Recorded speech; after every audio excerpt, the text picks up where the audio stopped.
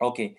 As we continue reading, it also contains safeguards to prevent undue influence by shareholders. For example, this SARB Act, the South African Reserve Bank Act, prevents the shareholder and associates from owning more than 10,000 shares, and shareholders must be resident in South Africa to be able to vote on bank matters. You know, and I just want to emphasize that it's possible for you not to be born in South Africa, but then to be a resident of South Africa. It's possible. So, and then, okay, according to Section 4A of the Act, the role of directors is limited to matters of good corporate governance and selected financial matters such as approving the budget and financial statements. The current Act stipulates that all other powers and duties are vested to the governors. In terms of the Act, the dividend payment to shareholders is set at 10% of paid up share capital. The total dividend payment is therefore a fixed amount of 200,000 per annum, or 10 cents per share, with a share price of 12.50 as at November 6, 2020. That equates to a paltry yield of 0.8%.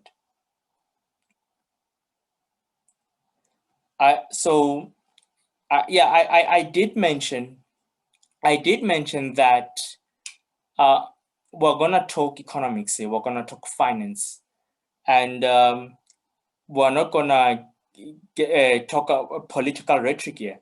So that's what I said to you, and you know, and the reason is because we must get into the specifics about how will this work.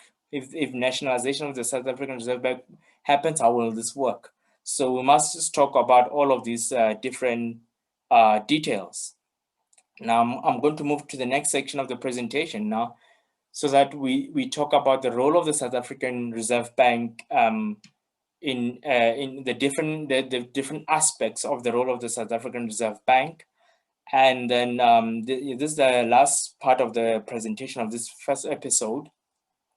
And I'm just gonna summarize briefly, the role of the Reserve Bank in all of these different aspects, because this is going to be very important as we go as we go along the series in the next episodes, where we talk about these different aspects individually, and basically in terms of nationalization, what is the potential relationship between the different roles of the Reserve Bank and nationalization.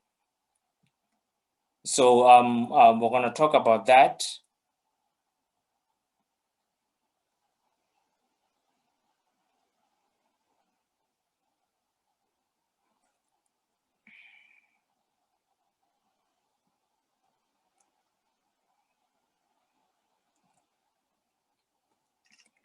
As you can see on the screen, these are the different the different aspects of the role of the South African Reserve Bank.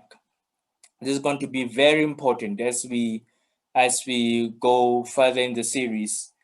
So number one of the roles of the South African Reserve Bank is when it comes to monetary policy.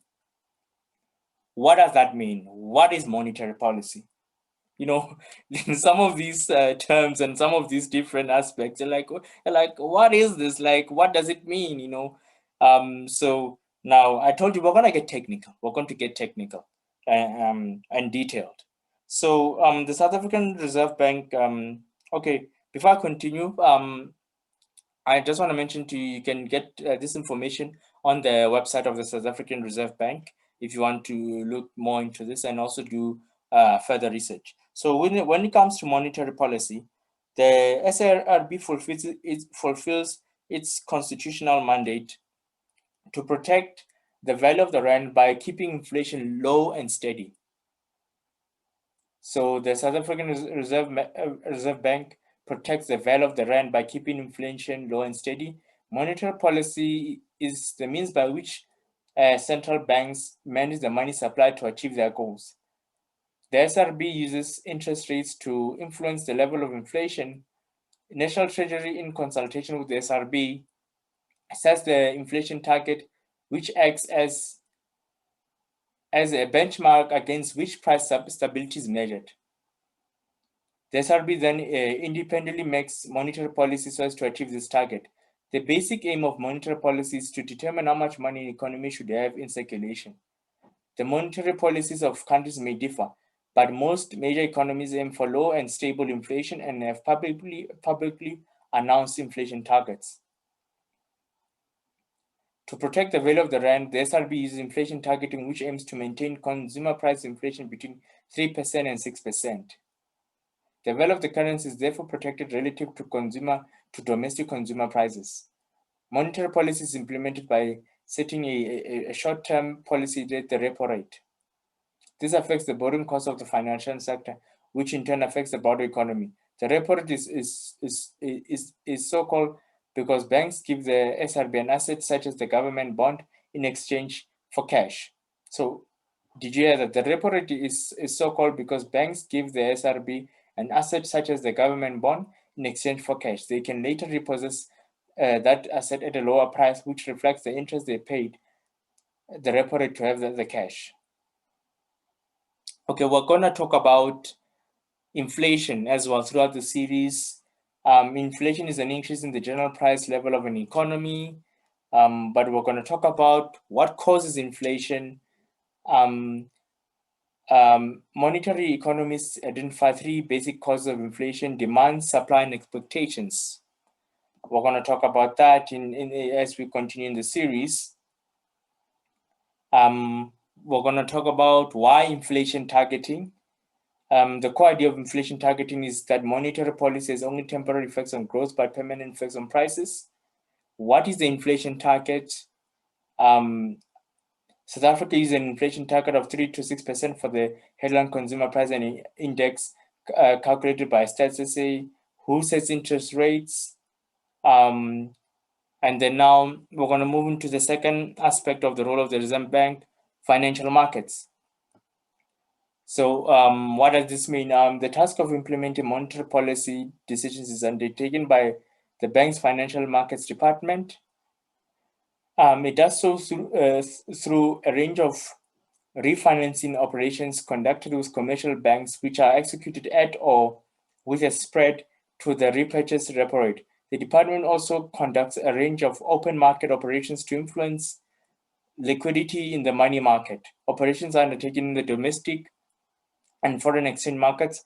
The latter include foreign exchange transactions conducted on behalf of clients or to accumulate foreign reserves. The Financial Markets Department is also responsible for the management of the official gold and foreign exchange reserves in accordance with criteria set out in the bank's investment policy and guidelines. Reserves play a key role in ensuring that the country will be able to cover its external operational needs, service its foreign exchange liabilities, cover any foreign exchange net imbalance in the balance of payments, and maintain market confidence in its monetary and exchange rate policies. Let's move on to the third aspect of the role of the Reserve Bank, statistics. The SRB provides important economic and financial statistics that present an overview of the economic situation in South Africa. The SRB compiles high-quality economic and financial statistics based on international best practice for use by policymakers, financial market participants, and the general public. These statistics inform the SRB's monetary policy decisions and are regularly updated. They can be found online and in various SRB publications, along with a detailed analysis thereof. And then the fourth role of the SRB, financial stability. The SRB has a mandate to protect and enhance financial stability. It monitors the environment and mitigates systemic risks that might disrupt the financial system. A stable and well-functioning financial system contributes significantly towards balanced and sustainable economic growth. When the risks and vulnerabilities affecting the financial system are mitigated, Systemic events are less likely to occur. Systemic events are likely to negatively affect real economic variables such as gross domestic product growth and unemployment, and may reduce public trust and confidence in the financial system. Financial stability refers to a financial system that inspires confidence through its resilience to systemic risks and its ability to efficiently intermediate funds. When we're going to talk about financial stability specifically in future episodes, we'll talk about the financial stability mandate. We'll talk about monitoring risks to financial stability, micro prudential approach, which is basically all about